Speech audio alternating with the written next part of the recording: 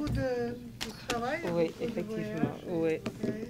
Beaucoup de travail également. On est content d'être à New York puisque on vous avait dit qu'on allait venir. Et donc nous voilà depuis dimanche qu'on est là. Voilà, et bon, bah, écoutez. Et merci beaucoup pour la visite. J'ai écrit une petite lettre pour Si, j'ai reçu. exprimer aussi Oui. que nous avons, je pense, trouvé une agenda comment constructif. Il faut continuer à travailler. Mais peut-être vous pouvez dire comment est la situation maintenant et comment, qu'est-ce que s'est passé. Après votre voyage à oui. Abidjan, en tout cas d'abord merci de nous recevoir. Nous avons donc souhaité vous rencontrer parce que lors de votre visite, je vous avais promis de passer par New York et puis en tout cas de venir vous visiter pour vous faire un peu le point de nos activités après votre passage. Alors, nous avons lancé une sorte de campagne tolérance zéro pour tout ce qui est violence basée sur le genre, mais nous avons inclus dans nos investigations les MGF, les mutilations génitales féminines. Nous avons également inclus les cas de traite des enfants, traite transfrontalière et traite des enfants aussi bien dans la cacaoculture que dans les autres utilisations d'enfants à des buts pornographiques ou sexuels. Alors après votre passage, d'abord en ce qui concerne les mutilations génitales féminines, nous avons eu un cas dans une de nos régions qu'on appelle Dabakala. Et nous nous sommes rendus personnellement pour rencontrer justement les responsables locaux, mais vraiment traditionnels de ce village, où il y a eu malheureusement un décès d'une petite fille qui venait d'être excisée. Donc j'allais dire que ce sont des opportunités qui se sont présentées à nous et qui nous ont permis vraiment de réagir vraiment. Au début, il était prévu que le chef de village soit arrêté et puis mis aux arrêts. Et il a le fait disons que la police est venue et tout, mais nous nous sommes rendus compte que, vous savez, comme ce sont des habitudes traditionnelles, ce ne sont pas des habitudes religieuses. Les excisions ne sont pas des habitudes religieuses, malgré ce que les gens pensent. Ce sont des habitudes traditionnelles. Et nous avons pensé que pour ce cas précis, on pouvait utiliser le chef de canton pour lui-même nous aider à lutter contre ce fléau. Et c'est ce que nous avons fait. Et aujourd'hui, ce chef de canton est d'accord avec nous et il va nous aider. Il va nous aider pour lutter contre les mutilations génitales. Voilà, donc des séries de sensibilisation ont été déjà faites avant. On continue sur le terrain avec les partenaires au développement qui nous aident justement à lutter contre ce fléau. Ça, c'est un cas où nous n'avons pas voulu immédiatement sévir. Et puis, il y a un cas où nous avons sévi. Justement, juste avant mon arrivée, nous avons fait arrêter 2 exciseuses. Voilà. Alors, elle se trouve actuellement en prison. Voilà, parce qu'on ne peut pas tout céder, ce n'est pas possible. On sensibilise d'un côté et on frappe de l'autre. Comme ça, au moins, on voit en même temps comment les choses avancent.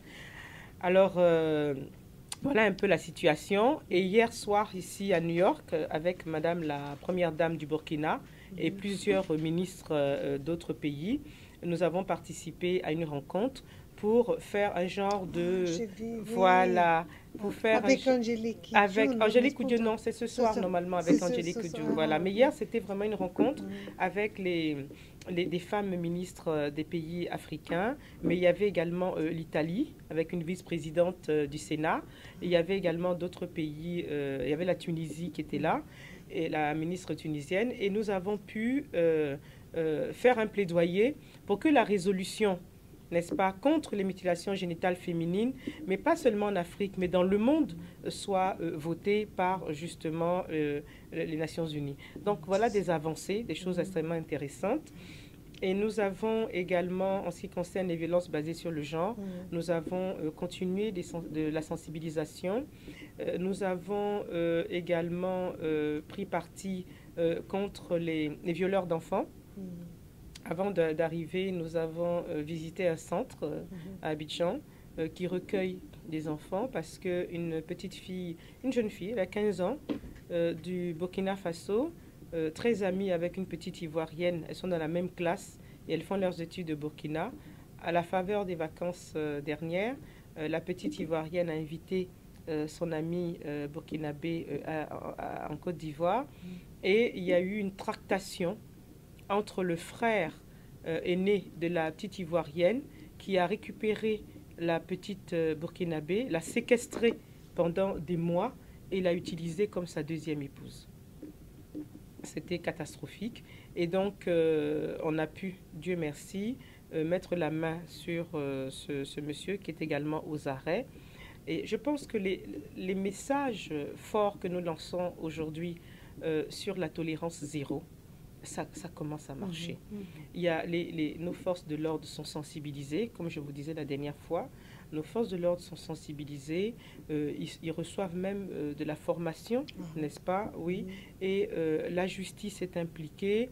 On espère avoir des peines suffisamment lourdes aujourd'hui pour que justement ça puisse créer un peu ça puisse stopper un peu, parce que quand c'est des peines légères allant de 2-3 mois, des choses comme ça, vous comprenez que ça n'a pas d'impact sur ces personnes-là. Mais de plus en plus, les peines commencent à être de plus en plus lourdes et je pense que le travail est fait sur le terrain de telle sorte que nous allons réussir à, peut-être pas, je veux dire, réussir dans un temps très court à éradiquer, mais au moins freiner un peu. Je pense que c'est des choses qui vont se faire un peu dans le temps parce que cela touche... En ce qui concerne tout ce qui est mutilation, cela touche évidemment un peu aux pesanteurs, n'est-ce pas, traditionnelles, mais je suis confiante, je suis confiante au fur et à mesure. Et puis, il y a des choses qui avancent, les textes de loi. Tout ce que nous sommes en train de préparer pour pouvoir les présenter au niveau Parlement qui va siéger, je pense, dans quelques mois, tout cela va nous permettre d'être encore plus efficaces et d'avoir une meilleure lecture de la situation, surtout en tout cas au point de vue juridique. Voilà un peu les nouvelles que je vous apporte. Non, mais c'est très bien. Et naturellement, ici, nous discutons comment... nous pouvons contribuer aussi aux formations, par exemple, pour des forces de sécurité. C'est ça. Et si vous voulez, on peut naturellement explorer comment améliorer des choses ou si c'est nécessaire, mais il faut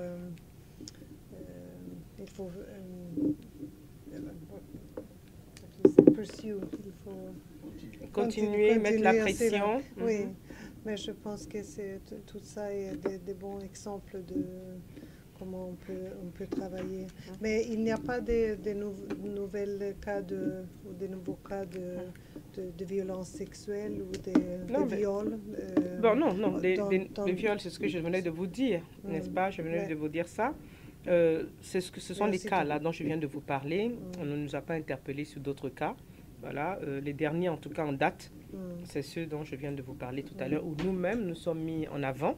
Voilà, je me suis rendue sur les lieux moi-même pour faire passer un message fort. C'est un peu ce que le président demande aujourd'hui. Le président demande à ce qu'on ne reste pas dans nos fauteuils, n'est-ce pas? Qu'on sorte, qu'on aille dans les villages, qu'on aille rencontrer les populations, qu'on leur parle. Et vous savez, en Afrique, la parole a une grande importance. Vous voyez, l'oral a une grande importance, le fait de se déplacer, aller rencontrer les populations. Et il y a, comme vous le savez, la dernière fois que vous êtes venu, nous vous avons dit que le président de la République avait signé tous les protocoles relatifs à la présence des enfants dans les conflits. Vous étiez là, vous avez vu également, et le travail continue, voilà, sur le terrain. Actuellement, nous n'avons pas de nouveaux cas. Ça veut donc dire que les choses se calment un peu. En ce qui concerne les femmes, elles retournent. Il y a beaucoup de retours, comme vous le savez, beaucoup de retours dans les villages. Et le gouvernement ivoirien avec mon collègue qui s'occupe justement des personnes déplacées. Beaucoup de travail est fait justement dans les cas de retour des populations dans les villages, de soutien aux familles, n'est-ce pas? Des programmes sont de plus en plus élaborés pour soutenir les familles et surtout les femmes chefs de famille. Voilà, donc tout est en cours, tout se passe correctement et puis bien sûr, nous attendons vos différents appuis, n'est-ce pas, en ce qui concerne aussi bien les personnes retournées, les familles en détresse, également les femmes qui ont besoin d'appui psychologique. Vous savez que nous avons mené une activité la dernière fois.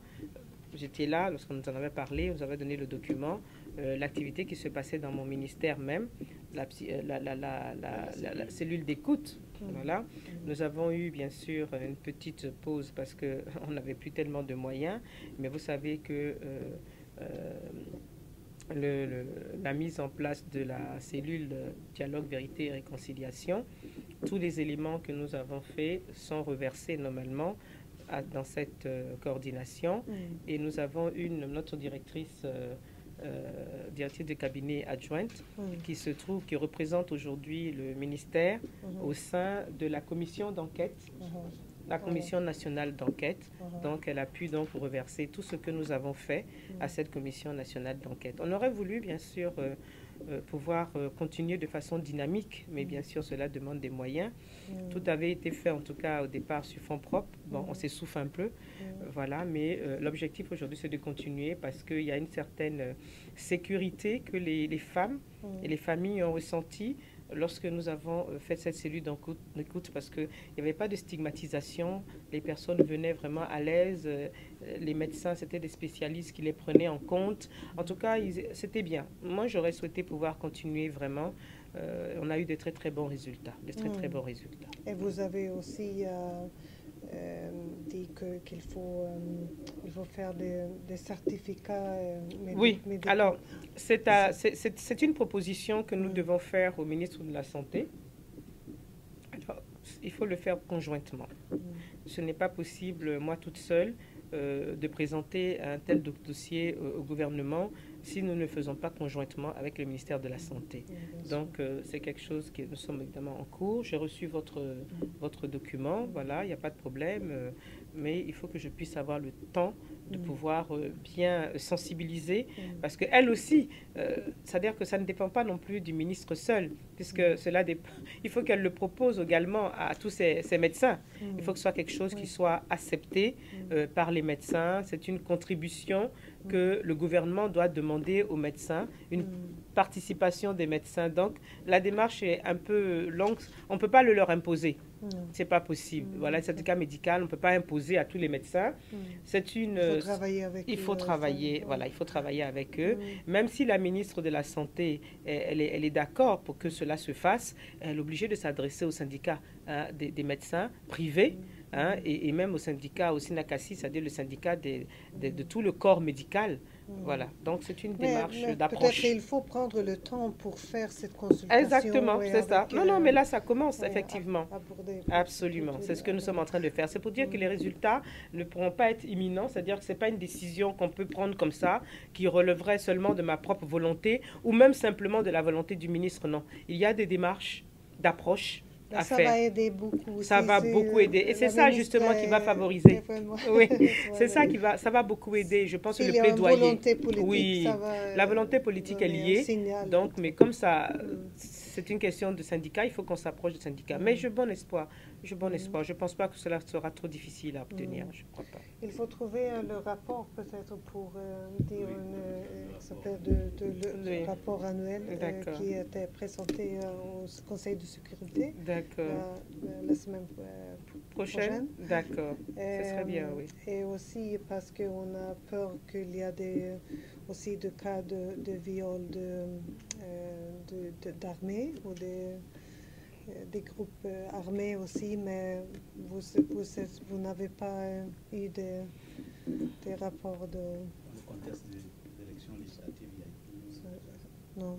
Il n'y a rien eu pendant les élections législatives. Mais je pense que, vous savez, moi j'ai un problème avec vous au niveau des Nations Unies. Vous êtes toujours en train de de vous inquiéter de choses qu'il n'y a pas. Vous avez fait une émission, n'est-ce pas? Vous avez eu l'état des lieux, vous avez eu la situation en Côte d'Ivoire. Les législatives se sont bien passées. En tout cas, il n'y a pas eu de conflit réel. Il peut y avoir, je veux dire, comment on appelle ça, on peut ne pas s'entendre, mais ça ne relève pas de conflit. C'est-à-dire deux camps peuvent se disputer parce que l'autre peut dire non, vous avez triché, des trucs comme ça, mais ce n'est pas des lieux de conflit. Parce que au niveau des Nations Unies, les conflits sont des conflits armés qui interpellent, n'est-ce pas? Mais les histoires qui se passent, je veux dire, entre deux partis politiques, je veux dire, et qui n'entraînent pas de conflits réels, ne font pas lieu de problèmes particuliers. Ça serait plutôt dans le contexte de l'intégration des nouveaux éléments dans l'armée nationale et qu'apparemment il y aurait eu certains cas de violence associés à cet amalgame d'éléments qui font partie aujourd'hui de l'armée nationale, pas forcément liés aux élections que nous avons entendues, on était très bien. Ce sont bien déroulés. Bon, écoutez, franchement, moi, je suis interpellée aussi bien par l'ONUCI en Côte d'Ivoire lorsqu'il y a des problèmes de viol. Jusqu'à maintenant, je n'ai pas eu d'interpellation de l'ONUCI. Je suis en rapport permanent avec M. Koenders. Voilà, nous avons même voyagé ensemble. On était à Libreville lors de la Coupe, la CAN ensemble. Nous avons échangé. Je n'ai pas eu d'information de M. Koenders, donc le sommet quand même de l'ONUCI sur des cas de viol pendant les législatives. Rien, je n'ai rien appris. Mais je pense que c'est très bien parce que peut-être aussi tout le débat et aussi la conscience de ces choses. Peut-être ça a aidé. Non, moi je aussi, pense que... Oui, justement, c'est là où je suis d'accord avec vous. Je veux dire que tout ce qui a été fait en avance, il y a eu quand même une préparation, une bonne préparation des esprits pendant les législatives. Il y a eu des petits, vous avez eu d'abord des rapports, il y a eu des petits échauffourées, mais qui ne sont pas des choses suffisamment importantes pour alerter. Bon, en matière de viol, moi je n'ai pas eu de rapport de viol. Mais quand il s'agit des petits échauffourées entre deux partis politiques qui ne relèvent même pas d'échauffourées au sein même des bureaux de vote, qui pourraient éventuellement entraîner l'annulation. Le Conseil constitutionnel a fait son travail. C'est pour vous dire un peu la transparence qu'il y a aujourd'hui. Qu'on ose. À l'époque, on n'aurait jamais osé annuler le vote de 2 ministres du gouvernement. C'est pour vous donner quand même la transparence qu'il y a aujourd'hui au niveau de la lecture que l'on fait de ces législatives. Voilà. Je pense, pour expliquer. Non, je veux vous dire que... Mais c'est pour ça que je vous dis que moi particulièrement... Non, je ne vous accuse de rien. Je vous dis simplement que moi, en tant que ministre du gouvernement, et puis quand même activiste des droits de la femme, n'est-ce pas? N'oubliez pas que j'ai quand même un background. Dans ce niveau-là, je n'atterris pas comme ça, comme un cheveu sur la soupe. Et moi-même, déjà, de par mon passé, si d'aventure il y a ce genre de choses, je monte au créneau automatiquement. Vous comprenez que je sois ministre ou pas, je monte au créneau parce qu'il s'agit des droits de la femme. Moi, particulièrement, je n'ai rien appris. Honnêtement, je n'ai rien appris. J'étais avec M. Koenders, j'étais même avec M. Ndola Mngokwe, qui est le coordonnateur du PNUD, qui m'a nullement interpellé sur des cas. Donc, c'est tant mieux. Mais s'il y avait eu des cas, moi, en tant que ministre de la protection des femmes, je monte au créneau aussitôt. Mais il faut comprendre peut-être la peur ici à l'ONU. Non, mais je comprends. Il faut trouver l'explication chez les voisins parce qu'on a malheureusement aussi, il y a une histoire de violence aussi dans le contexte politique. Absolument. Et je pense que ça, il faut faire la prévention. Et nous sommes très contents qu'il y a vraiment des activistes dans le gouvernement. Et maintenant, il y a une politique établie qui est... Oui, mais vous savez, comme je dis, je vous dis que, vous savez, nous sortons d'une crise et puis d'une période d'incertitude qui a quand même duré 11 années. Nous sommes aujourd'hui sortis d'une crise où les gens n'ont jamais reconnu ce qui se passait en Côte d'Ivoire. Nous avons un gouvernement aujourd'hui qui reconnaît que oui, il y a l'exploitation, la traite et l'exploitation des enfants dans la cacaoculture. Vous avez un gouvernement qui dit oui, je reconnais qu'à tel endroit, il y a des cas de viol. Je reconnais qu'à tel endroit, il y a des cas de viol. Et pourquoi ce gouvernement a fait ça? Ce gouvernement fait ça pour que justement, en mettant l'accent sur, en reconnaissant que dans certains endroits, il y a des poches, n'est-ce pas, de violence, automatiquement, ça permet d'agir. Mais quand vous ne reconnaissez pas quelque chose, comment voulez-vous agir? Ça veut dire que vous êtes complice même de ce qui se passe. Nous, on dit non, pas de complicité à ce niveau. Dans telle zone de la Côte d'Ivoire, il y a des cas difficiles. Et si l'on reconnaît qu'il y a des cas difficiles, alors nous disons aidez-nous à pouvoir éradiquer ce qui se passe. Tant on ne reconnaît pas quelque chose, ça veut dire qu'on n'est pas prêt à lutter contre cela. Nous, on dit ok, c'est vrai, ça existe. Dans ces cas, nous y allons et aidez-nous à le faire. Et c'est pour ça que je dis, moi maintenant, je dis tolérance zéro. Je m'adresse à la justice ivoirienne.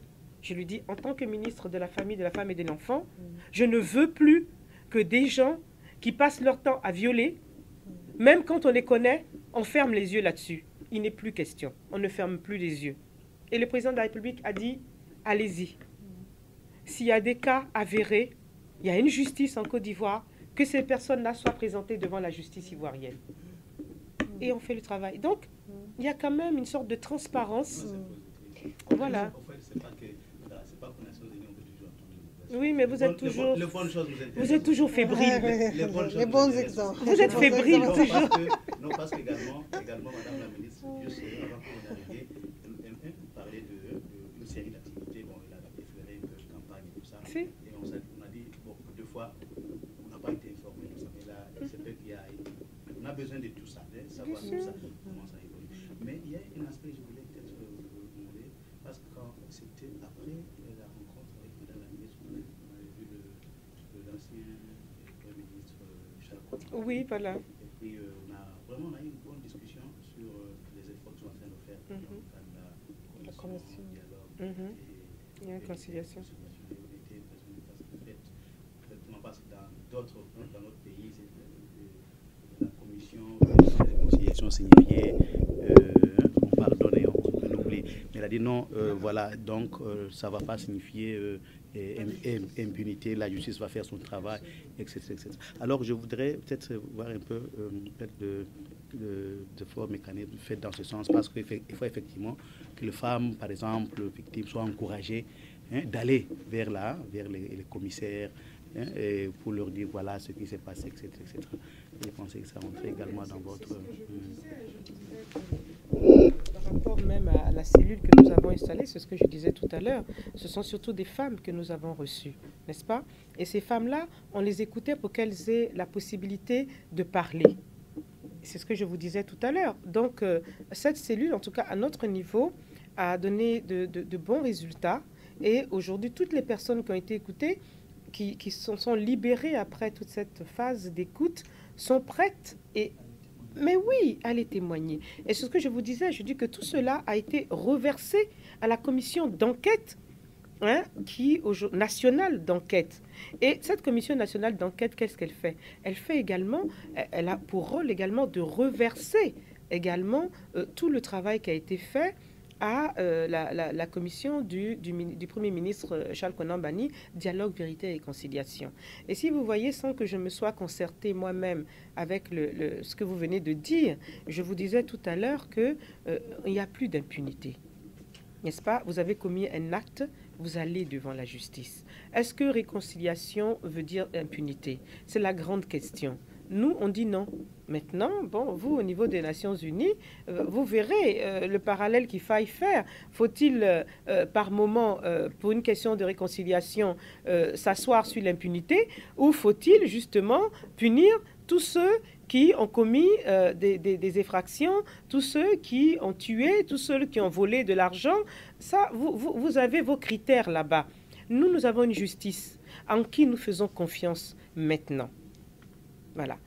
Notre justice, elle est capable aujourd'hui de juger n'importe quel problème qui s'est présenté, que ce soit un problème économique, que ce soit un problème qui relève des mœurs, que ce soit un problème qui relève de la politique, que ce soit un problème qui relève des crimes, notre justice, la nouvelle justice ivoirienne, est capable de le faire. D'accord? Maintenant, chacun a ses critères. Les Nations Unies ont leurs critères et la politique, la justice ivoirienne aussi, elle est libre aujourd'hui. Donc, je pense que chacun fera son travail. Voilà. S'il vous plaît, toujours à propos de l'intégration de l'armée, les leçons apprises dans d'autres régions, notamment en RDC, où l'armée est composée par des éléments venant de plusieurs parties. Parlons même de plus de 50 parties au conflit. Je sais le mécanisme de vetting, vous pensez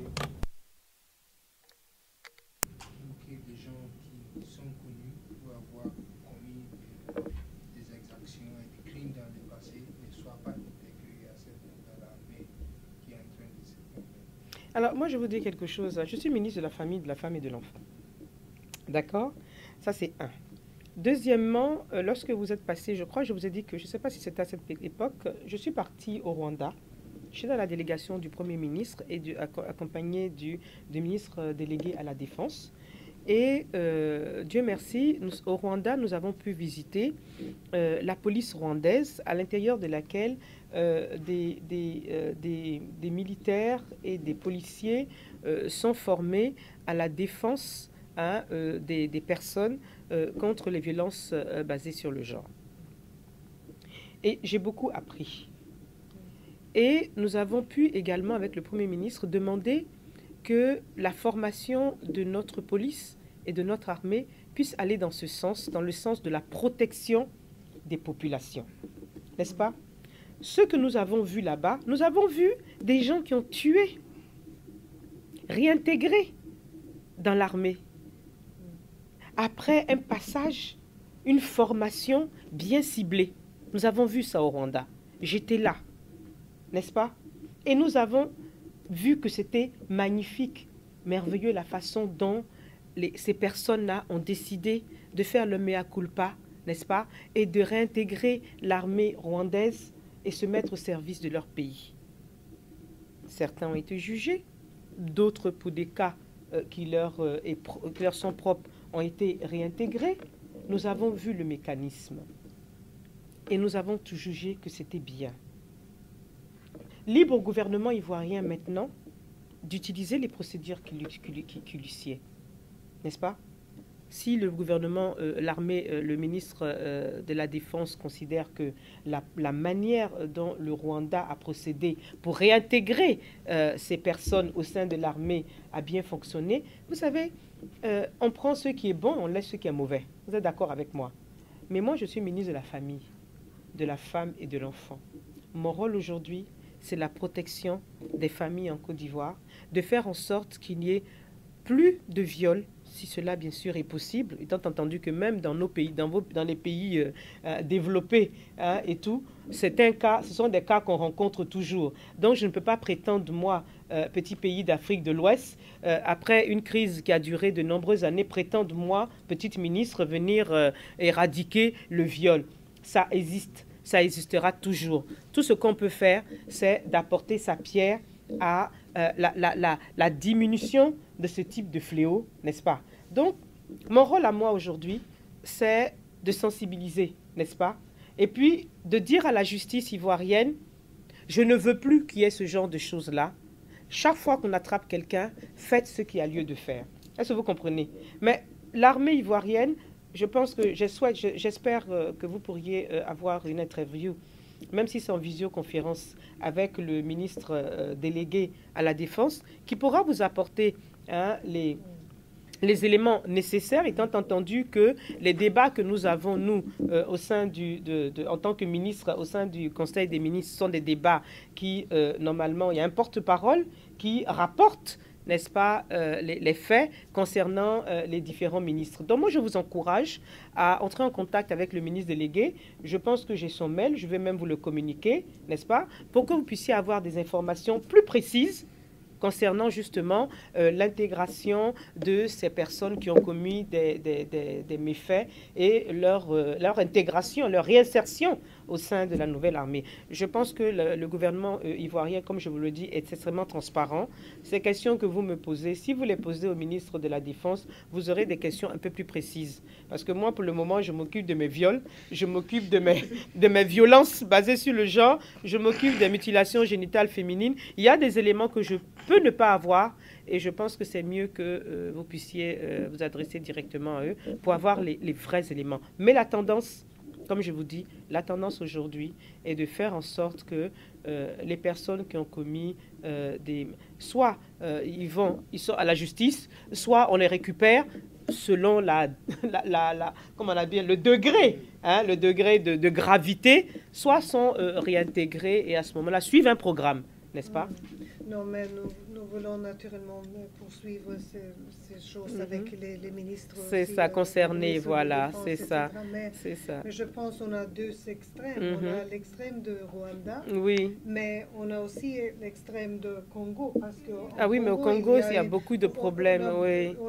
Il y a des choses qui n'ont pas marché, n'est-ce pas? C'est ça. Au Congo, il faut doser. Il faut doser un peu, je pense, en ce qui est bon et puis ce qui n'est pas bon. C'est ça. Voilà. Parce que il y a un risque aussi très grave avec le FARDCisation of the army, where all these groups come together and they can just hide. C'est ça. Ils peuvent se cacher dans le... C'est ça. Mais vous savez, Madame Westrom, le juste milieu.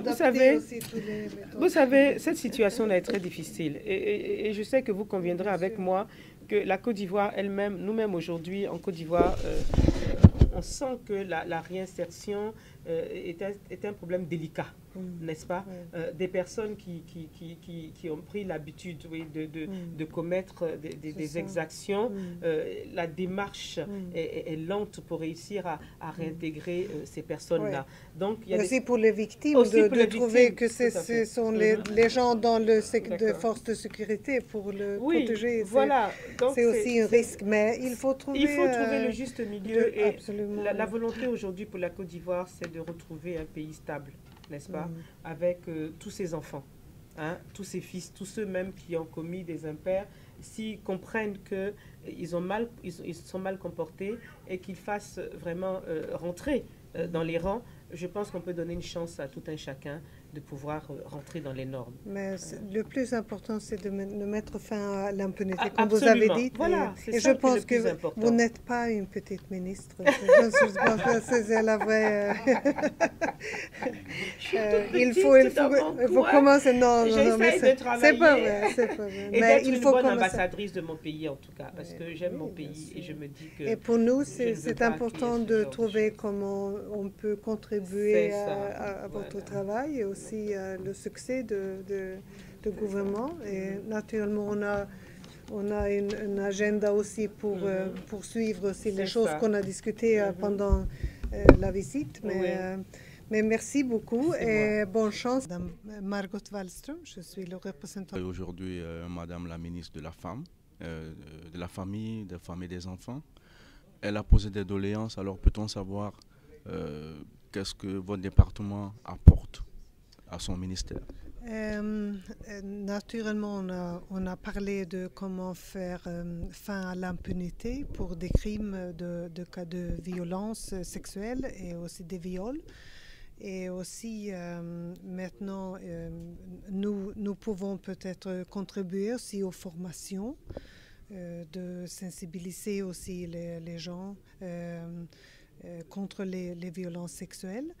Et aussi, on va poursuivre aussi les choses en Côte d'Ivoire sur la réconciliation et aussi de faire accès aux justices pour les victimes de violences sexuelles. Mais je pense qu'il y a aussi des signaux très positifs parce que Madame la ministre a donné des exemples comment elle a exprimé aussi la volonté politique, mais aussi des mesures concrètes dans la lutte contre les viols et les violences sexuelles. Alors, vous avez suivi, vous avez eu des inquiétudes, notamment les viols pendant les législatives. Oui, mais... Est-ce que vous avez été suffisamment édifié par son intervention? Oui, je pense que c'était très important et aussi, encore une fois, un signal positif que peut-être aussi la prévention a vraiment été très efficace. Et je pense qu'il faut peut-être, quand on a une conscience, quand on a un débat, et quand on fait toutes les choses pour prévenir ça, je pense que c'est le meilleur méthode aussi. Je vous remercie. Merci à vous.